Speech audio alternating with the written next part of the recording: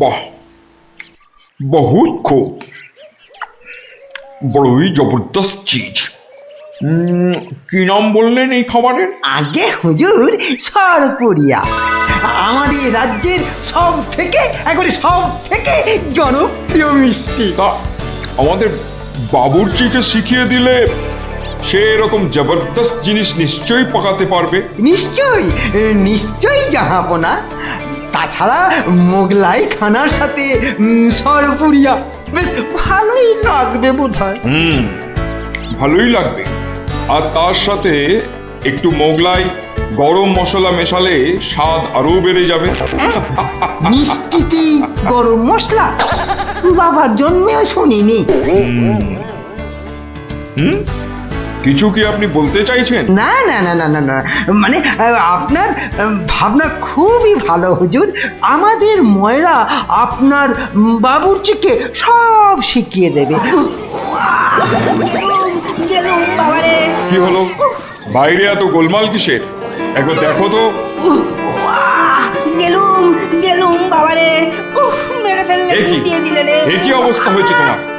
কে এমন করলো? হুজুর ষাঁড়, ছাউনিতে ষাঁড় পড়েছে হুজুর, ষাঁড়। ষাঁড় এলো কোত্থেকে? কিচ্ছু বুঝতে পারছি না হুজুর, কোত্থেকে যেন এসে পড়েছে। পুরো শিবির একেবারে লন্ডভন্ড করে দিচ্ছে হুজুর। ওই যে শুনুন আবার ডাকছে। ব্যাপারটা একবার নিজের চোখে দেখতে হচ্ছে। এই তোমরা সব চলো তো, একবার দেখি। কোথায় কোথায় সেই বেয়াদব? আজকে আমি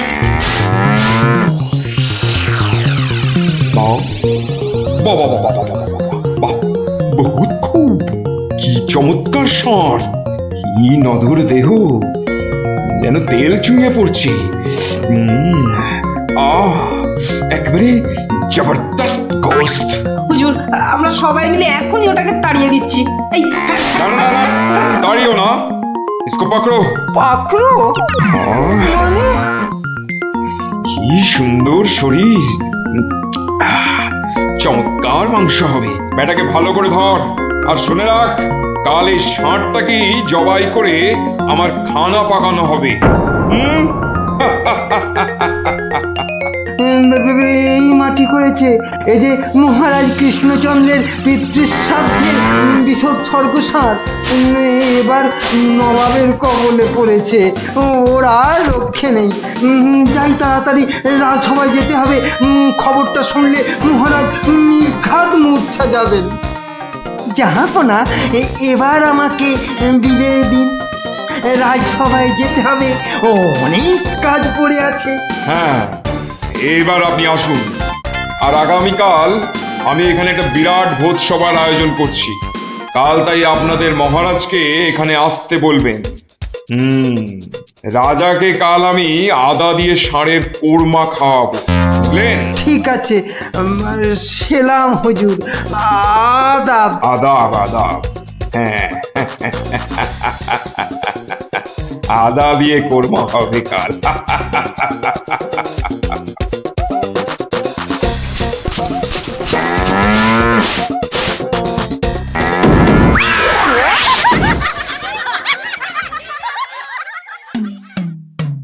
একই কথা শোনালে মহামন্ত্রী, আমি কি চরম ধর্ম সংকটে পড়লাম। আমার পিতার শ্রাদ্ধে উৎসর্গ করে ষাঁড়টাকে ধর্মের নামে ছেড়ে দিয়েছিলাম। বৃষোৎসর্গের বৃষ মারা পড়লে যে আমার পিতৃপুরুষ নরকে যাবে। কিন্তু নবাবের হাত থেকে ওকে উদ্ধার করার উপায়ই বা কি? নবাব যাকে খেতে চাইছেন তাকে ছিনিয়ে আনার চেষ্টা মানে তো রাজদ্রোহ বই তো কিছু নয়। তাই তো, ওরে বাবা, সর্বনাশ হয়ে গেল, সর্বনাশ হয়ে গেল। হিন্দুর নগরে গো হত্যা হলো, আমার পিতৃপুরুষের নরকবাস হবে। কোনো উপায় নেই ঠেকাবার। যত সব বদমাইশ নবাব। আমাদের এ কি সর্বনাশ হলো, কি সর্বনাশ হলো! থামুন, বিপদের সময় একটা বুদ্ধি দেওয়ার নাম নেই, আবার নাকি কান্না কাঁদতে লেগেছে। সবাই সবাই একদম চুপ করে থাকবেন। আমাকে আমাকে একা ভাবতে দিন তো, দেখি দেখি কোনো শেষ রক্ষা করতে পারি কিনা। আগে মাফ করবেন মহারাজ, আমার উপর ভার দিলে আমি ষাঁড়টাকে নবাবের কবল থেকে খালাস করে আনতে পারি। কার সাথে টক্কর দিতে হবে বুঝতে পারছো? এ হলো স্বয়ং মুর্শিদাবাদের নবাব। আমার উপর ভরসা রাখুন মহারাজ, আমার জেদ তো আপনি ভালো করেই জানেন। তুমি বোধহয় নবাবকে ঠিকভাবে চেনো না। নবাবের মতো বদরাগী লোক রসিকতায় ভোলেন না। আপনাদের নবাবও কিন্তু আমাকে সম্যকভাবে চেনেন না। আপনি বলুন না মহারাজ, আমার দৌড় ওনার জানা আছে কি? তুমি ঠিক কি করতে চাও? আমি তো কিছুই ভেবে কুল পাচ্ছি না। আপনি শুধু একটা ছোট্ট কাজ করুন। ছোট্ট কাজ? ছোট্ট কাজ কিরকম? শুনুন মহারাজ, আর আপনি নবাবের নামে একখানি পত্র পাঠান।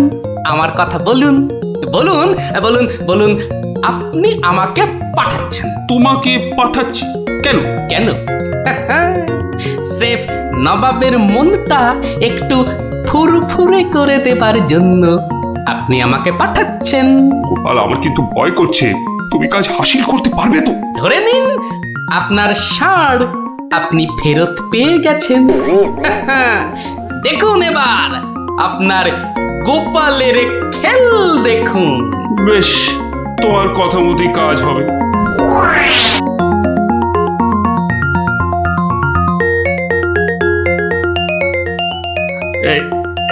এই আমি চিঠি লিখে দিচ্ছি। প্রণাম মহারাজ, এই চললাম আমি ষাঁড় উদ্ধার অভিযানে।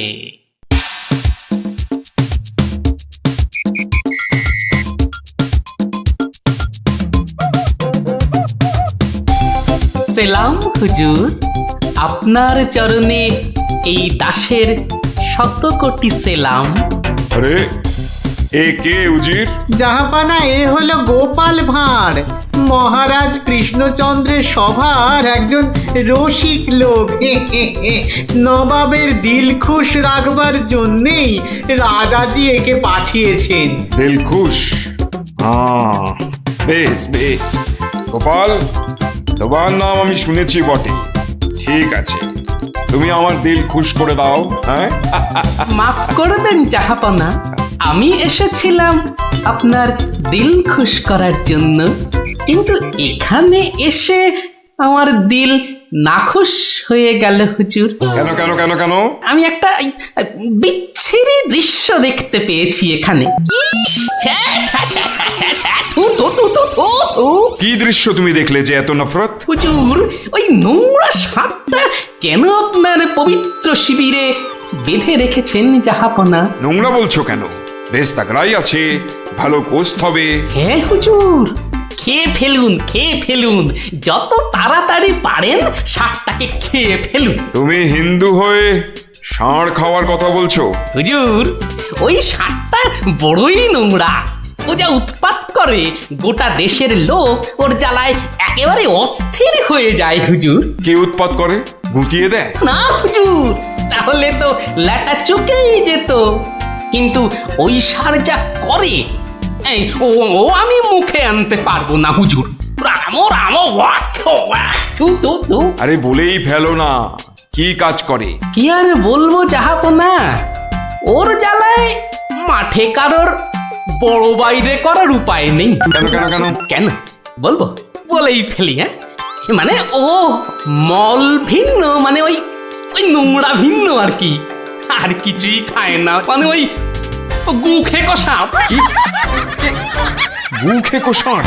হুজুর, ষাঁড়টা ওই গুয়ের লোভেই মাঠে মাঠে ঘোরে। কোনো লোককে মাঠে বসতে দেখলেই হলো তাকে গুটিয়ে একেবারে তুলে দিয়ে তুলে দিয়ে? তার ময়লাটা খেয়ে ফেলে। ছি ছি ছি, ছ্যা, ছ্যা, ছ্যা, ছ্যা, ছ্যা, ছ্যা। হ্যাঁ জাহাপনা, ওকে আপনি ওই যত তাড়াতাড়ি খেয়ে ফেলুন। হ্যাঁ, ওকে আপনি যত তাড়াতাড়ি খাবেন ততই আমাদের মঙ্গল। এই, দেশের লোক নিশ্চিন্ত হয়ে মাঠে বসুক। তবা তবা তবা তবা, এই ষাঁড়ের মাংস আমি খেতে চেয়েছিলাম। আপনি কি অসুস্থ বোধ করছেন জাহাপনা?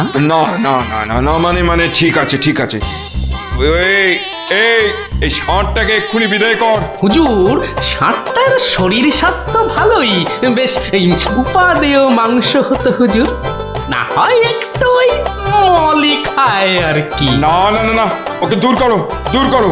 আর উজি, এক্ষুনি আমার মুর্শিদাবাদ ফেরার ব্যবস্থা করো, এক্ষুনি এক্ষুনি। জো হুকুম জাহাপানা। হুজুরের যেমন মরছি।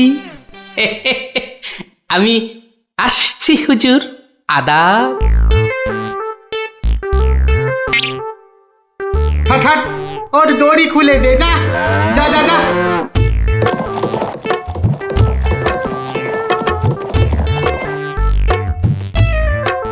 ধন্য ধন্য তুমি গোপাল, চমৎকার চমৎকার তুই।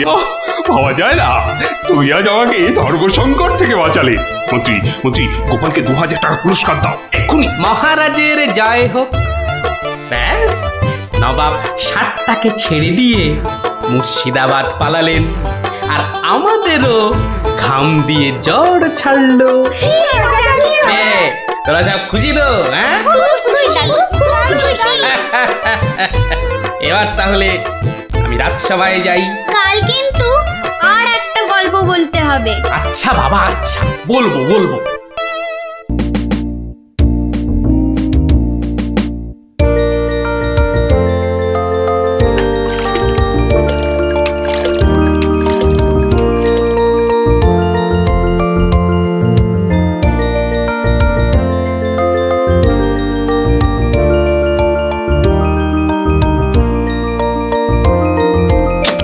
ওই তো আরে বাবা, পঞ্চপ্রদীপ জ্বলে গেছে দেখছি। হ্যাঁ, পঞ্চপ্রদীপ। পঞ্চপ্রদীপ বলতে? আরে বাবা, 5 প্রদীপের তোরাই তো 5 সলতে রে। হ্যাঁ, কি ব্যাপার রে গুলটে, দুপুরের খেটনটা তো জম্পেশ হয়েছে দেখছি। তা কি দিয়ে ভাত খেলি? আজ ইলিশ মাছ হয়েছিল দাদু। ইলিশ? বলিস কি রে? গোপাল দাদু, ইলিশ মাছের একটা গল্প বলো না। হ্যাঁ দাদু, একটা ইলিশ মাছের গল্প শোনাও। ঠিক আছে ঠিক আছে, আজ বরং ওই ইলিশেরই একটা ঘটনা শোনাই তোদের, বুঝলি? শোন তবে। একদিন মহারাজ কৃষ্ণচন্দ্রের মহামন্ত্রী বাজার থেকে এক জোড়া ইলিশ কিনে ফিরছেন, বুঝলি? এমন সময় নাম হই মন্ত্রী মশাই। নমস্কার নমস্কার। একেরে জোড়া হিলসা কি না ফিরতেছেন দেখি। কদিন থেকে গিন্নি ইলিশ খাবো করে মাথা খারাপ করে দিচ্ছে। অগত্যা নিলাম দুটো কিনে। তা কত দাম নিল হিলসা গুলান? 300 টাকা কিলো। 300? কেন, খুব বেশি নিল নাকি? বেশি মানে? আপনারে একদম ঠকাই দেছে বেটা। বলো কি হে, ঠকিয়ে দিয়েছে? আল বাত ঠকাই দেছে। কালই তো ওই হোতল বাবু 200 টাকা কেজি দরে লইয়া আইল। মাত্র 200 টাকা করে? তবে আর বলতেছি কেনে, তোমার ফদলবাবু যে মাছটা কিনেছিল সেটা বোধহয় গঙ্গার ইলিশ, বুঝেছ? আর এগুলো হচ্ছে পাকা পদ্মার। আর কয়েন না মন্ত্রী মশাই, আপনার কথা শুই না ঘোড়াও হাসবা। এই নবদ্বীপে পদ্মা আসছে কোথায় কম দেখি।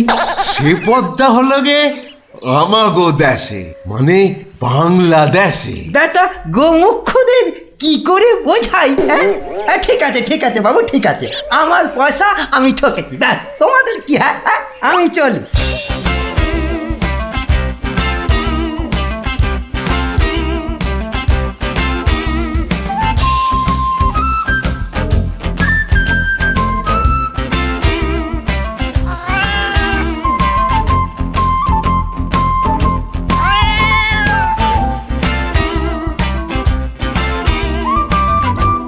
আরে আরে মন্ত্রী মশাই যে ইলিশ কিনলেন বুঝি? না কিনলে বিনি পয়সায় দেবেটাকে শুনি। সে কথা আমি বলছি নে, মানে জানতে চাচ্ছি কত করে নিল। দাম শুনে তোমার কাজ কি বাপু? তুমি তো আর দামটা দিয়ে দেবে না। তবু শুনিন একবার। আগের বেটা দাম নিয়ে বড্ড ভ্যান তাড়া করছিল, একে বরং একটু চমকে দিই। মাত্র 150 টাকা কিলো। 150? সত্যি 150 করে? তবে আর বলছি কি হে, সস্তায় হয়েছে, কি বলো? খুবই সস্তায় পেয়ে গেছেন। অনেক দিন ওই মাছটার স্বাদ পাইনি। আপনি যদি কর্তা মারে বলে না না বেশি নয়, এই 2-1 পিস যদি পাঠিয়ে দেন। এই বেটা দেখছি এক কাটি বাড়া, কিছু বললে নাকি? হ্যাঁ না না, বলছিলাম কি কর্তা মারে বলে যদি। বলবো বলবো, কথা মারে নিশ্চয়ই বলবো, নিশ্চয়ই বলবো। ধন্যবাদ। এ তো দেখি ইলিশ কিনে মহা ঝামেলা হলো। সকলেই দাম জানতে চায়। আরে বাবা, বাজারে গিয়ে দাম করলেই তো লাটা চুকে যায়। যত সব। আরে মন্ত্রী মশাই যে ইলিশ কিনে ফিরছেন বুঝি? আরো একজন হাতে ইলিশ দেখেও জিজ্ঞাসা করা চাই, ইলিশ কিনে ফিরছেন বুঝি? দেখতেই তো বাচ্চা বাবু, এগুলো ইলিশ, রুই কাতলা নয়। তা সস্তায় পেয়ে নিয়ে এলাম দুটো। বস্তায়?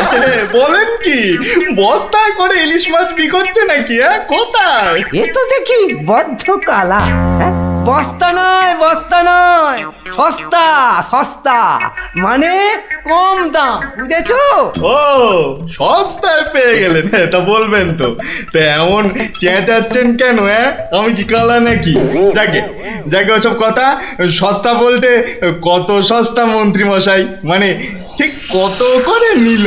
একদম জলের দরে। ফলের দরে ইলিশ মাছ? সস্তাই বটে, সস্তা, ঠিক বলেছেন। তা কবে হচ্ছে ইলিশের ভোজ? আমার শ্রাদ্ধে। আজ রাতে?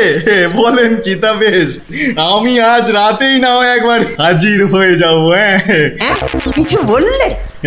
পিছু পিছু চলতে পারলে তো ভালোই হতো। তবে তবে একটা জরুরি কাজ আছে কিনা? এ তো দেখছি মহা ফ্যাসাদ। পেশাদ? আগে আপনাদের পেশাদ পাওয়া তো ভাগ্যের ব্যাপার। এখন তবে যাই মন্ত্রী মশাই, কি বলেন? যাই তবে।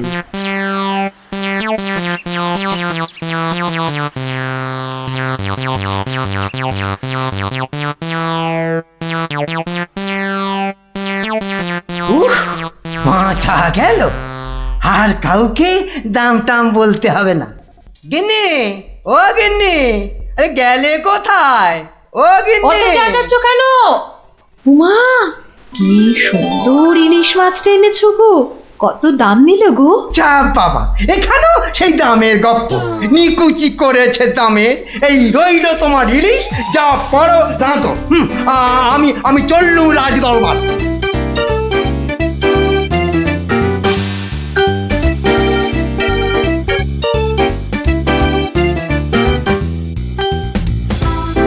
কি ব্যাপার মন্ত্রী, আজ এত দেরি হলো যে?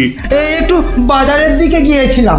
সে কি মন্ত্রী, মাইনে দেবার ভয়ে বাড়ির কাজের লোককে তাড়িয়ে দিয়েছেন নাকি? না মহারাজ, তা নয়। তবে কিনা। তবে তবে কি মন্ত্রী? আসলে মহারাজ, গিন্নি কদিন যাবৎ বড্ড ইলিশ ইলিশ করছিল, তাই আমি নিজে গিয়ে তা বলবো কি মহারাজ, ইয়া বড় বড় ইলিশ ধরা পড়েছে। ধরা পড়েছে? বলেন কি মন্ত্রী? ইলিশা চোর না ডাকাত যে ধরা পড়বে? আগে ধরা পড়েছে মানে জেলেদের জালে উঠেছে। ভাই বলুন। সত্যি মহারাজ, এমন ইলিশ আমি বাপির জন্মে দেখিনি। আহা, আহা, কি তার সাইজ, কি তার চেকনাই, চোখে দেখলে মনটা একেবারে জুড়িয়ে যায় মহারাজ। চোখে দেখার বদলে চেখে দেখাটাই বোধ হয় বুদ্ধিমানের কাজ। যাক, তা মন্ত্রী মশাই, আপনি কি আমার মন্ত্রিত্ব ছেড়ে ইলিশ মাছের ব্যবসা শুরু করবেন নাকি? এ কথা কেন বলছেন মহারাজ? বলছি কি আর সাধে মন্ত্রী, আপনি যেভাবে ইলিশ ইলিশ করে খেপে উঠেছেন তাতে কোনো কিছুই অসম্ভব নয়। ঠিক তা নয় মহারাজ, আসলে এটা ইলিশের মরশুম কিনা, যেখানেই যান শুধুই ইলিশ, শুধুই ইলিশের গল্প। আসলে এটা যে ইলিশের মরশুম সেটা না একেবারেই ভুলে গিয়েছিল। আপনি ঠিকই বলেছেন। এই সময় ইলিশের গল্প বন্ধ করা প্রায় অসম্ভব। তোরা যে যা বলিস ভাই, আমার শুধুই ইলিশ চাই। সকালে চাই, দুপুরে চাই, রাতেও ইলিশ চাই। আমার শুধুই ইলিশ চাই। মহারাজ, ইলিশ কিনে ফেরার পথে কত লোক যে দাম জিজ্ঞাসা করেছে, কি বলবো মহারাজ। তা আমার দরবার থেকে বাজারের দূরত্ব কত মহামন্ত্রী? প্রায় মিনিট 10 রাস্তা। 10 মিনিট? আচ্ছা গোপাল, ইলিশ হাতে এই 10 মিনিটের পথ কি তুমি আসতে পারবে, যাতে কেউ দাম জানতে না চায়? মহারাজ, এটা এমন কি কঠিন কাজ মহারাজ? বেশ বেশ, তুমি যদি বাজার থেকে একটা এই বড় সড়ো ইলিশ মাছ হাতে নিয়ে প্রকাশ্য রাজপথ দিয়ে আমার দরবারে উপস্থিত হতে পারো, এবং যদি কেউ তোমাকে ইলিশ মাছের দাম জিজ্ঞাসা না করে, তাহলে তোমাকে আমি 500 টাকা পুরস্কার দেব। কি তুমি রাজি তো? আমি রাজি মহারাজ। কিন্তু ভুল করেও কেউ যদি ইলিশের দাম জিজ্ঞাসা করে, তাহলে কিন্তু বুঝতেই পারছো, তোমার ওই 500 টাকা জরিমানা দিতে হবে। আর এটাই আমার শর্ত। আপনার শর্ত শিরোধার্য মহারাজ। আজ নির্ঘাত তুমি ঠকবে গোপাল, নির্ঘাত ঠকবে। পুরস্কার পাওয়া তো দূরের কথা, তুমি বরং জরিমানার 500 টাকা ট্যাঁকে গুজে মাছ কিনতে যাও। সে দেখা যাবে মন্ত্রী মশাই। তাহলে আমাকে মাছের দামটা দিন মহারাজ। ধন্যবাদ। এবার আমাকে তবে আসতে আজ্ঞা দিন মহারাজ। ঠিক আছে গোপাল, তাহলে শুভস্য শীঘ্রম। তুমি এখনই রওনা হয়ে যাও। আজ্ঞে মহারাজ, এই গেলুম আর এই এলুম। তোরা যে যা বলিস ভাই, আমার শুধুই ইলিশ চাই। সকালে চাই, দুপুরে চাই, রাতেও ইলিশ চাই। আমার শুধুই ইলিশ চাই। মন্ত্রী, বলতে আজ্ঞা হোক মহারাজ। আপনি আপনার বিশ্বস্ত কোনো লোককে পাঠান, যে গোপালকে অনুসরণ করবে আর রাজপথে যা যা ঘটেছে তার বর্ণনা দেবে। কিন্তু সাবধান, গোপাল যেন ঘুণাক্ষরেও কিছু টের না পায়। আপনি নিশ্চিন্তে থাকুন মহারাজ, আমি আমার সবচেয়ে বিশ্বস্ত অনুচরকে পাঠাচ্ছি। ফিরে এসে ও সবিস্তারে আপনাকে সব জানাবে। বেটা ভাঁড়ের সব জারি জুরি আজই খতম হবে। ঠিক আছে, আমি তাহলে এখন একটু বিশ্রামে যাচ্ছি, আপনারাও আসুন।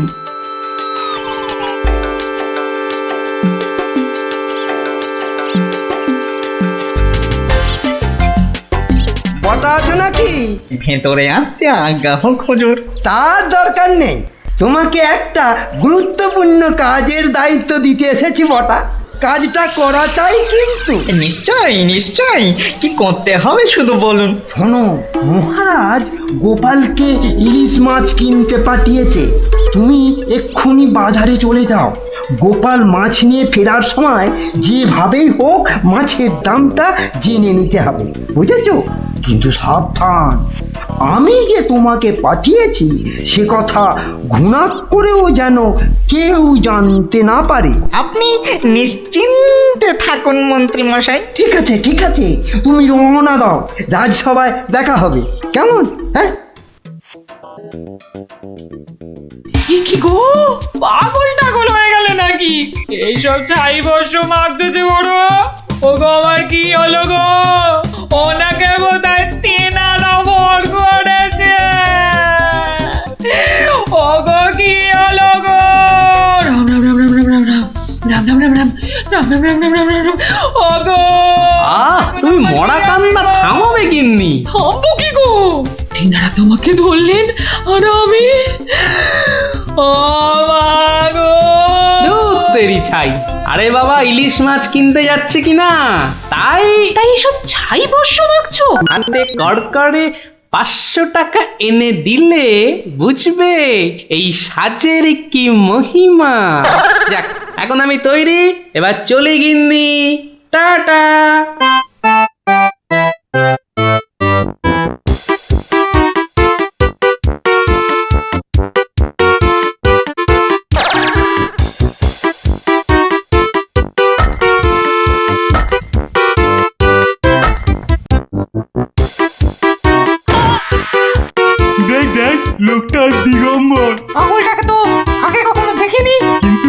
আমার যেন কেমন চেনা চেনা লাগছে। তা তো লাগবে, কাঁচি থেকে ফিরলি কি না? আহা আহা আহা, ইলিশ মাছ দেখছি, তা কত? ধরেছি জাহাপনা, আসল অপরাধীকে পাকড়াও করেছি। এই চুপ করে দাঁড়িয়ে থাক, আমি নিজে তোর শাস্তি দেব। ব্যাটা সত্যি সত্যি পাগল হয়ে গেল নাকি? বলা যায় না, ইটটা যদি সত্যি সত্যি ছুঁড়ে দেয়। কাজ নেই আর দাম জানায়। চাচা, আপন প্রাণ বাঁচা। ওরে বাবা!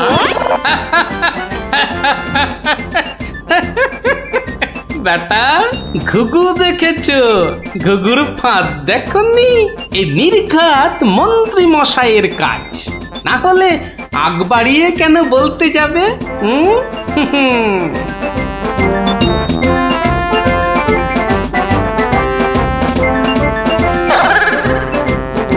গোপাল, সে কি তোমার এই অবস্থা কেন? আগে এটার জন্য হুজুর। তার মানে? আপনার কথা মতো ইলিশ এনেছি মহারাজ, কিন্তু বিশ্বাস করুন, মাছের দাম নিয়ে কেউ কোনো প্রশ্নই করেনি মহারাজ। বটি, মন্ত্রী, আপনার অনুচরদের ডাকুন। আমি হাজির মহারাজ। তুমি দেখেছো গোপালকে ইলিশের দাম নিয়ে কেউ কিচ্ছু বলেনি? হ্যাঁ মহারাজ, দেখেছি। কিন্তু কিন্তু কি? মানে গোপাল ভাঁড় পাগল হয়ে গেছে। কি? আজ্ঞে মহারাজ, পাগল না সাজলে মন্ত্রী মশাই আজ যে জিতে যেতেন। তার মানে? মানে আর কিছুই নয় মহারাজ, মন্ত্রী মশাইয়ের অনুচরই আমাকে দাম জিজ্ঞেস করতে যাচ্ছিল, তাই বাধ্য হয়ে। ব্যাপারটা একটু খুলে বলবে গোপাল? তবে শুনুন মহারাজ। লোকটা দিগম্বর। ইলিশ মাছ দেখছি, তা কত? আসল অপরাধীকে পাকড়াও করেছি। ব্যাটা সত্যি সত্যি পাগল হয়ে গেল নাকি? ওরে বাবা!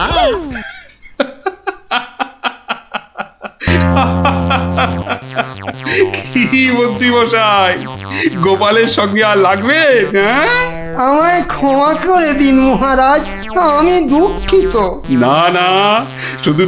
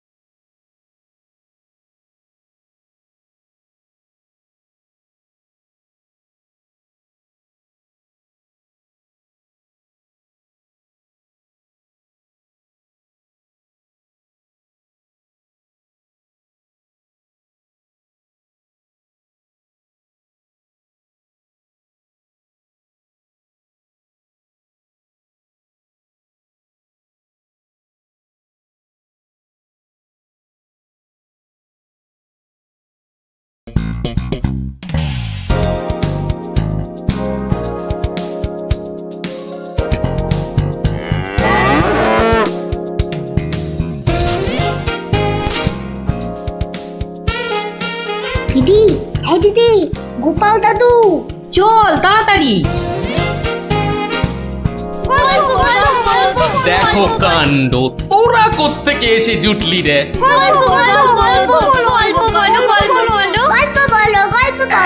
এই দেখো দেখো, আস্তে আস্তে আস্তে, আরে ধুতি খুলে যাবে রে, ধুতি খুলে যাবে।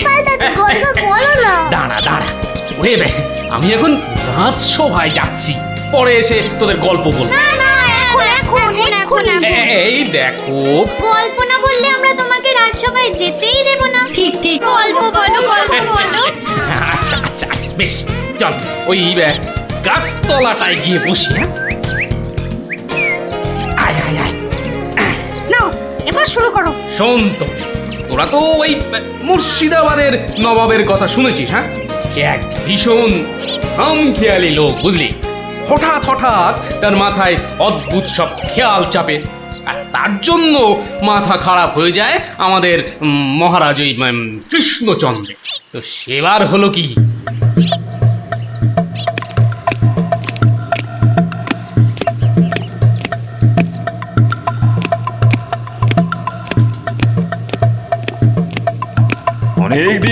গেল এক জায়গায় একটানা বসে আছি। এবার কিছুদিনের জন্য একটু হাওয়া পরিবর্তন করতে হবে। হুজির, জি আগে হুজুর, আমাকে কিছু বলবেন? মুর্শিদাবাদে অনেক দিন হলো পড়ে আছি, এবার আমি বেড়াতে বেরোবো, তার সাথে একটু শিকার করলে মন্দ হয় না। তুমি আমার যাওয়ার আয়োজন করো। আপনি কোথায় যাবার জন্য ইচ্ছা প্রকাশ করেন জাহাপানা? কাছাকাছি এমন কোথাও যেখানকার পরিবেশ চোস্ত হবে আর শিকারেরও বন্দোবস্ত করা যেতে পারে, এমন কোন জায়গা হদিশ আছে তোমার কাছে? এমন একটা জায়গা আছে বটে, আর সেটা আপনার পরিচিত জায়গা। আমার পরিচিত জায়গা? কোন সে জায়গা? কেন হুজুর, আপনি মহারাজ কৃষ্ণচন্দ্রের কথা ভুলে গেলেন? কৃষ্ণচন্দ্র? হ্যাঁ হ্যাঁ, তিনি তো আপনাকে বারবারই সেখানে যেতে বলেছেন। ওখানকার পরিবেশও অত্যন্ত ভালো, আর কাছে পিঠে বন জঙ্গলও আছে। আপনার মনোবাসনা সেখানে সহজেই পূরণ হবে হুজুর। ঠিক বলেছো হুজি, ঠিক বলেছো। তুমি এখনই কৃষ্ণচন্দ্রকে সংবাদ পাঠিয়ে দাও যে আমি ওর রাজ্যে কিছুদিনের মধ্যেই ছাউনি ফেলবো। তিনি যেন আমাকে অভ্যর্থনা করার জন্য প্রস্তুত থাকেন। যাও।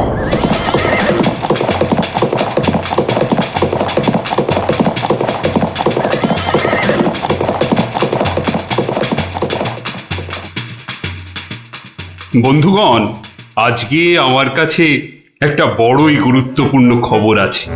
আর কয়েকদিনের মধ্যেই মুর্শিদাবাদের নবাব বায়ু পরিবর্তন করতে আমাদের রাজ্যে আসছেন। নবাব? মুর্শিদাবাদের নবাব? প্রচন্ড খেয়ালি মানুষ, কখন যে হঠাৎ করে কি চেয়ে বসবেন কিছুরই ঠিক নেই। আমাদের খুব সাবধানে ওনার যত্ন করতে হবে কিন্তু। হ্যাঁ, তাছাড়া উনি রাজসভায় আসবেন না, রাজধানীর উত্তর দিকে যে বিশাল অরণ্য আছে তার পাশে ছাউনি ফেলবেন, আর শিকারও করবেন। নবাবের আরাম বিরামের যাতে কোনো ত্রুটি না হয় সেজন্য আমরা সবাই সজাগ থাকব। আমি নিজে সব ব্যবস্থার তদারকি করব। আমোদ প্রমোদ, ভালো ভালো খাবার, সব কিছুর ব্যবস্থা রাখতে হবে। মহারাজ, খাবারের কথাই যখন উঠলো তখন একটা কথা জিজ্ঞাসা না করে পারছি না। ওহ, আবার কি কথা? বলে ফেলো, বলে ফেলো। মহারাজ, নবাব সাধারণত গোমাংসই খুবই পছন্দ করেন, কিন্তু এটা তো হিন্দু রাজ্য, এখানে গোমাংস তো পাওয়াও যাবে না। কিন্তু নবাব যদি জেদ ধরেন। খুবই গুরুত্বপূর্ণ প্রশ্ন করেছো মন্ত্রী। সেক্ষেত্রে আমাদের নবাবকে উত্তম রূপে খাসি আর মোরগের মাংস খাইয়ে মন ভরাতে হবে। এছাড়া আর উপায় কি? হ্যাঁ, আর তাতেও উপায় না হলে হাতের কাছেই তো আছে আমাদের কৃষ্ণনগরের বিখ্যাত সরপুরিয়া রাজভোগ। এর স্বাদে আর গন্ধে নবাব গোমাংসের কথা ভুলেই যাবে। ঠিক বলেছো গোপাল, নবাবের এমন খাতিরদারি করতে হবে যাতে সাপও মরে আর লাঠিও না ভাঙে। তাহলে আপনারা এবার তৈরি হয়ে নিন, আজ থেকেই কাজে লেগে পড়ুন, আর একদম সময় নষ্ট নয়।